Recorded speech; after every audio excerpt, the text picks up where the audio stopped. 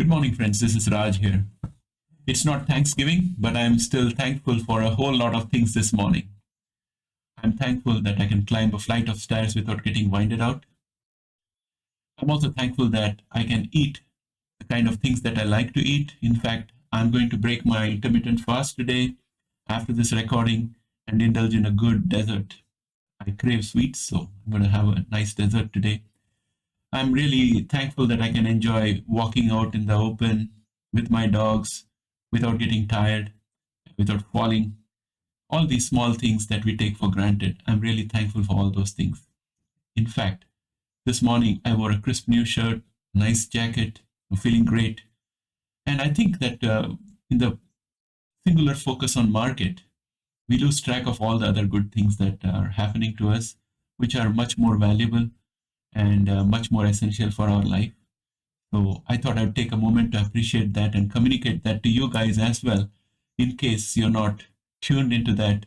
Maybe this is the time to get tuned into it because the market is looking pretty ugly. With that said, let's get started.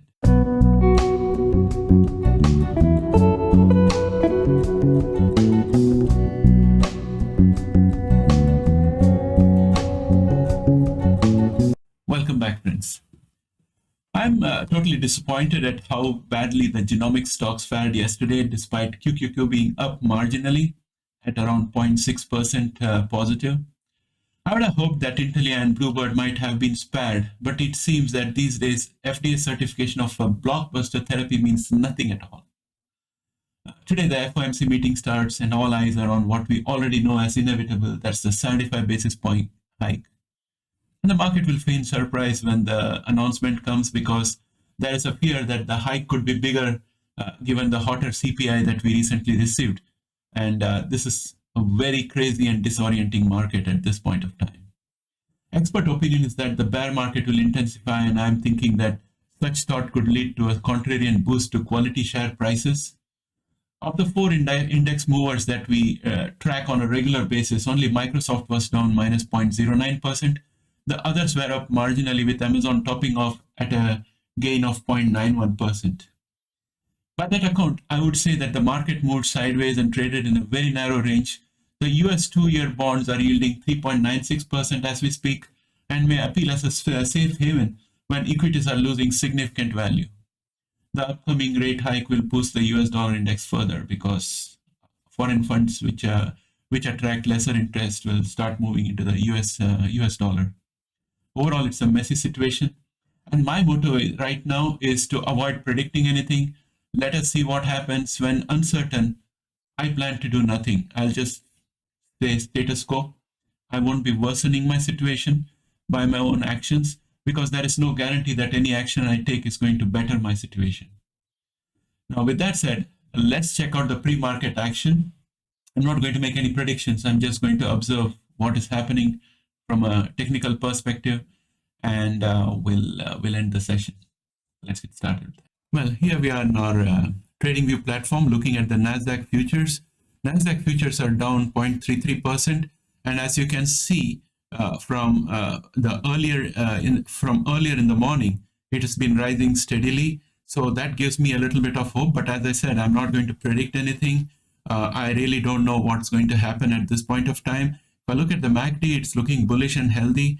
Momentum is tending downwards a little bit, but this is a 1-minute chart. Let us go and have a look at the longer term chart where we have a 1-day candle each, and you will see that we are having a bit of support from this diagonal line of support from a previous bear channel, and that's likely to give us a support today. And we have a resistance out here at 12,168.25, which might try to stop us today, failing which we might end up with the 9-day simple moving average, which is sitting at 12,236.53. So that said, I think right now there's a bit of indecision here. The candle that has formed here is a doji candle with a thick body. And if I look at the MACD is bearish, and also the momentum is below average and flat. So I'm not going to make any conclusions out here, but it's looking bearish at this point of time. US oil is up 0.16%, and it's being held back by this line of resistance as 86.33, and I'm going to mark that red, that's a resistance. And it's also being held back by the 10-day simple moving average, which is this yellow line that we see here, and it's at 85.59. So these are the two resistances. And if I look at the MACD, it is bullish, but the momentum is below average and flat. If we look at QQQ, I'm going to show you a longer term context. We are in the bear channel in which we have been all the way since 5th of November 2021. And this green diagonal line is a line of support at the bottom of the bear channel, and the diagonal red line is the line of resistance at the top of the bear channel. Right now we are firmly bearish, and earlier we had a support at resistance at 286.35, which is now support thanks to our move up yesterday. And today also we are above the line of support, and 286.35 will continue to perform a support function for today. Right now, pre-market, we are at 289.80, down minus 0.43% from yesterday's close. And we can see that the MACD is bearish, but the momentum, even though it's below average, it's pointed upwards. So that kind of shows a little bit of bullishness, but again, I'm not betting on anything right now. S&P 500 is down minus 0.37% this morning in pre-market action. It still has a support at 381.55. Right now we are at 387.11, and our next resistance is a minor resistance which happens to be at 391.54, which is this horizontal red line out here. And our MACD is bearish and momentum is below average and pointed upwards. And if I look at the Russell, it's down minus 0.39, and I would say that at this point of time we still have support at 177.19, which has been our support for the last 2 days, and we have been bouncing off it. So we might try to find support out there. And our resistance is likely to be the 100-day simple moving average, which is this fluorescent blue line, and it's sitting at 181.97. At this point of time, the MACD is bearish and the momentum is below average, but looking up.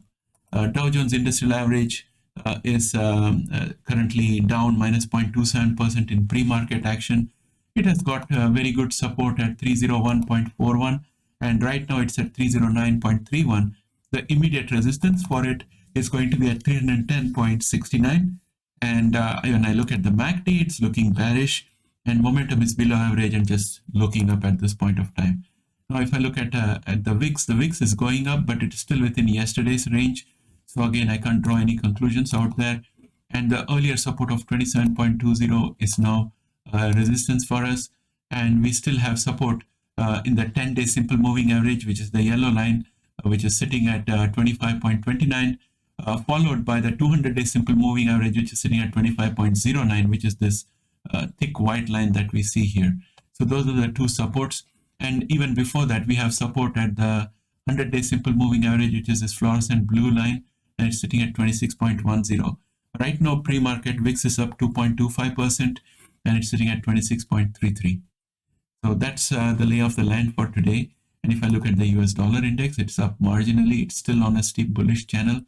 And with the interest rate hike announcement today, it's likely to go up further, drawing more funds out of other markets and into the US dollar index. And if I look at the technology stocks, which are index movers, at first look at Amazon, which is up 0.03% pre-market, and it has covered all the gaps that it had created earlier, but in the process, it created a new gap out here, which needs to be filled up. So there's an upward bias. It is still on this bull channel, which is this diagonal green line. And today there's a very strong support for it at 122.62. And therefore, I'm thinking Amazon might be a positive factor for positive influence on the index. If I look at Google is down minus 0.64, and the previous support at 105.06 has turned out to be a resistance now, and it's falling down further. The MACD is bearish. The momentum is below average and flat. And if I look at Apple, Apple is down minus 0.39% pre-market, and it's being constrained by the 10-day simple moving average, which is this yellow line, and it's sitting at 155.26, and it's going to offer a big support, so a big resistance, whereas a big support is coming from the 100-day simple moving average, which is this fluorescent blue line that you see here. That's going to offer support at 152.29, And pre-market, we are at 153.87 right now. And the MACD is bearish, but the momentum is below average, still pointed upwards and rising sharply. And if we look at Microsoft is down minus 0.54 after falling 0.09% yesterday. And in the process, it has converted the support it had here at 248.30 into a resistance. And its next support is going to be at 238.81. Right now, we are at 243.19. And the MACD is looking bearish and the momentum is almost rock bottom. And when we go there, it's likely that we're going to bounce back from the 30%. And there would be an upward movement. That is my hope out there. But right now, the index movers do not give a clear indication of whether they're going to support the index to go up. Crypto is also likely to be negative. Bitcoin is down almost 1.43% this morning, pre-market action. It's at 19,250 range, and it's gone below this line of support it had at 20,233. I'm going to convert that into a resistance. It also has a resistance at the same point from the 10-day simple moving average, which is the yellow line that you see out here. And the 10-day simple moving average is sitting at 20,097.7. And together they're going to form a resistance today. And our support is going to come in from a horizontal line of support at 18,637.9. And I'm still thinking that we may end up touching 16,521 before the day is over or before any upward trend comes in, because the MACD is bearish, momentum is below average and pointed down. And by the way, Bitcoin is going to take cues from Nasdaq. And if I look at the commodities, wheat is inflated a little bit, and we have copper, which is down minus 0.5, moving sidewards and consolidating in some manner. And if I was to look at genomic sector, and you can see that the biggest loser in genomics was IMATIX, which lost 7.92%, no trades pre-market. SQZ down 7.14%, no trades pre-market. Bluebird was down minus 6.47% yesterday, again being punished, minus 0.51% this morning, pre-market action. I really don't know what's happening here, friends. If any of you have any clue, please put it in the comments below. Beam is down minus 4.15% from yesterday, no trades pre-market. Allogene is down minus 3.73%, and there is no trade pre-market. Intelia is down 3.14% as of yesterday, and pre-market it's down 2.08%. This is contrary to everything that I expected. Again, friends, if you have any ideas, please put it in the comments below. Verve is down minus 2.52%, no trades pre-market. CRISPR Therapeutics is down 2.42% of yesterday. Pre-market it's down minus 1.24%, and we have Invitae down 1.57% yesterday, and pre-market it's down minus 4.47%. Teladoc is down 0.76% pre-market after being down 1.86% yesterday. ArcG is down 0.87% yesterday, no trades pre-market. Illumina was down 0.54% yesterday, no trades pre-market. Caribou Biosciences has no trades pre-market, and it is down minus 0.26% from yesterday. Editas was up 1% yesterday, but no trades pre-market today. PACV was up 1.16% yesterday. It's already down minus 1.48% pre-market, already erasing all the gains that it made yesterday. And if I look at DNA, it was up 2.68% yesterday. It's down 1.95% pre-market today.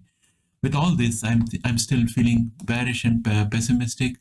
I don't have anything positive to look forward to. The only things positive I saw here were with Bluebird and Intelia, and the market is denying any happiness to me on that count. So friends, I'm not going to predict what's going to happen today. I've just shown you what is the status at this point of time. Well, my friends, that brings me to the end of this video. And before I end the video, I would just like to pass a word of support to Jesse Dollamore. I watch his YouTube videos on a regular basis. He's a good guy, and he just announced yesterday that he has colon cancer. And that was also one of the reasons why I was saying that we should be thankful that we all have good health and not lose sight of that very important thing while we focus on the market. Friends, if you like this video, please press a like out there. It helps the channel. And also, our target is to reach 1,000 subscribers very soon. We are already at 656. So I need your support to take us up to the 1,000 subscriber level. Your subscription is very much appreciated, especially on bleak days like this when the market doesn't have much to offer to us. So with that said, friends, bye. Have a great day. Please do not take any hasty decisions in the market and stay safe. Bye for now.